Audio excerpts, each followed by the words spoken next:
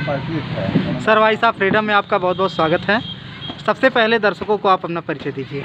योगेंद्र त्रिपाठी, प्रदेश सचिव समाजवादी पार्टी उत्तर प्रदेश। जी, तो अब की बार आलापुर विधानसभा में ये फॉरवर्ड लावी यानी कि सवर्ण समाज, ब्राह्मण समाज किसके साथ में है? देखिए, ब्राह्मण समाज निश्चित रूप से माननीय अखिलेश यादव जी के नेतृत्व में आलापुर में त्रिभुवन दत्त जी को भारी मतों से विजयी बनाने जा रहा है। पूरा सवर्ण समाज नहीं, मैं तो ये कहूँगा पूरा समाज, हर जाति, हर बिरादरी, हर धर्म, हर मजात के लोग अखिलेश यादव जी के नेतृत्व में विश्वास कर रहे हैं और त्रिभुवन दत्त जी को भारी मतों से विजयी बनाने जा रहे हैं। जी, लेकिन अभी कुछ देर पहले पता चला है कि आपके ही कुछ साथी भारतीय जनता पार्टी के भी साथ में दिखाई दिए मिले, तो क्या मामला, सच्चाई क्या है? सच्चाई ये है कि मेरा कोई साथी भारतीय जनता पार्टी साथ नहीं दिखाई पड़ा और न दिखाई पड़ेगा। सवाल इस बात का है कि जो हमारे मित्र लोग यहाँ खड़े हैं, वरिष्ठ लोग, ये लोग थे और इस 4-6 गांव के बुजुर्ग ब्राह्मण साफाबाद के समाजवादी के यहाँ बैठे थे।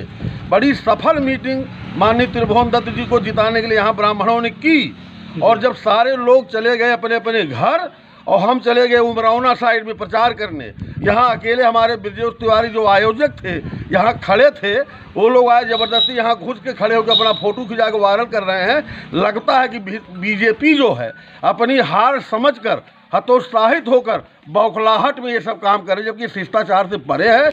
उनकी कहीं मीटिंग हो तो हम लोग नहीं जा सकते, लेकिन हमारी यहाँ मीटिंग हुई है, हम लोग चले गए, उसके बाद आके आप यहाँ फोटोग्राफी करवा रहे हैं, वायरल कर रहे हैं, तो ये तो अपने आप प्रतीत हो रहा है कि आप चुनाव हार रहे हैं, इसलिए बौखलाहट में है। तो आलापुर में आपकी लड़ाई यानी समाजवादी पार्टी की लड़ाई किससे है फिर? समाजवादी पार्टी लड़ाई किसी से नहीं है। दूसरे नंबर पर रहने के लिए बीएसपी और बीजेपी लोग आपस में संघर्ष कर रहे हैं।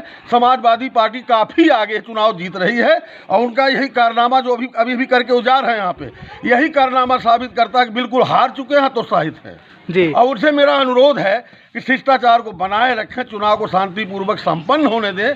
हम समाजवादी लोग शालीनता चुनाव लड़ेंगे, वो लोग ऐसा काम नहीं करें जी। अच्छा, सबसे बड़ी बात, जो सबसे बड़ा सवाल है कि आलापुर विधानसभा में त्रिभुवन दत्त जी समाजवादी पार्टी से चुनाव लड़ रहे हैं और ये एक लोगों में आम धारणा है कि समाजवादी पार्टी चुनाव जीतने के बाद गुंडागर्दी करती है, क्योंकि ये जनता का सवाल है। तो इसमें सच्चाई क्या है? सच्चाई है, जनता का अगर ये सवाल है तो सवाल गलत है, ऐसा सवाल होना भी नहीं चाहिए। हमारी शालीनता का सबसे बड़ा यही परिचय है कि हमारे मीटिंग स्थल पे आके हमारे आयोजक को बदनाम करने के लिए उनके प्रत्याशी महोदय अपने मित्रों के साथ, अपने मित्रों के साथ यहाँ आए और हम शालीनता से अपना विचार दे रहे हैं। हम उनका पीछा पकड़ने नहीं गए। अगर कोई कहता है गुंडागर्दी है, ये बिल्कुल निराधार है, असत्य है, ऐसा नहीं होना चाहिए।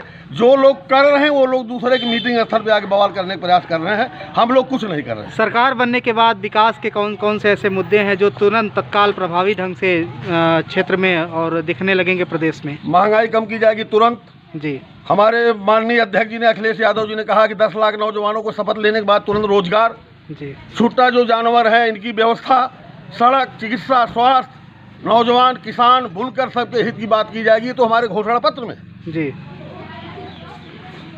सर, आप अपना परिचय देना। मैं ब्रजेश तिवारी हूँ जी, बताएं। पूर्व प्रधान, क्या कहना चाहते हैं? मेरी यहाँ दुकान है, मैंने आयोजन किया था समाजवादी पार्टी के लिए और यहाँ तमाम संभ्रांत व्यक्ति मौजूद थे। हमारे आदरणीय योगेंद्र त्रिपाठी जी, हम लोगों के श्रद्धेय हैं, ये मौजूद थे और तमाम बुजुर्ग मौजूद थे। सभी लोग समाजवादी पार्टी को वोट देना चाहते हैं, लेकिन केवल ये समाजवादी पार्टी को बदनाम करने के लिए त्रिवेणी राम और अपने कम से कम 10 गाड़ियों के साथ लेके आए और हमको जबरन हमारे साथ फोटो उन्होंने खिंचवाया। ये हमको अच्छा नहीं लगता। ये गुंडई हो रही है, भारतीय जनता पार्टी ये गुंडई कर रही है, यह गलत बात है। ठीक है, हम हमारी मर्जी, हम जहाँ जाएंगे, मेरी मर्जी जहाँ वोट देना हम वहाँ वोट देंगे, लेकिन अब जबरन आप हमसे फ़ोटो खिंचवा लीजिए। अपना झंडा देखिए सामने, आप उधर देखिए, कैमरा करिए, देखिए झंडा मैंने लगाया है जी, झंडा मैंने लगाया है, लेकिन इसके बावजूद भी उनकी गाड़ी रुक रही है और जबरन हमारी दुकान में आके फोटो खिंचवा रही है। हम लोग परेशान हैं। ये ब्राह्मण तो 100% परेशान है, किसान परेशान है, सारे आवारा पशु उसकी खेती खा जा रहे हैं, तो इसके लिए सभी लोग परेशान। अब ये लोग बौखलाहट में जबरन काम कर रहे हैं, गुंडागिरी दिखा रहे हैं जी। अच्छा सर, एक सवाल आपसे जो अहम अभी याद आया, जो अहम सवाल है कि आज तक आज़ादी के बाद से जहांगीरगंज विधानसभा थी, जहांगीरगंज विधानसभा के बाद ये आलापुर विधानसभा हुई। अभी तक इस विधानसभा में कोई भी विधायक, जितने भी पार्टियों, सभी पार्टियों के विधायक चुन करके गए, अभी तक कोई भी पार्टी का विधायक कैबिनेट में नहीं पहुंचा है।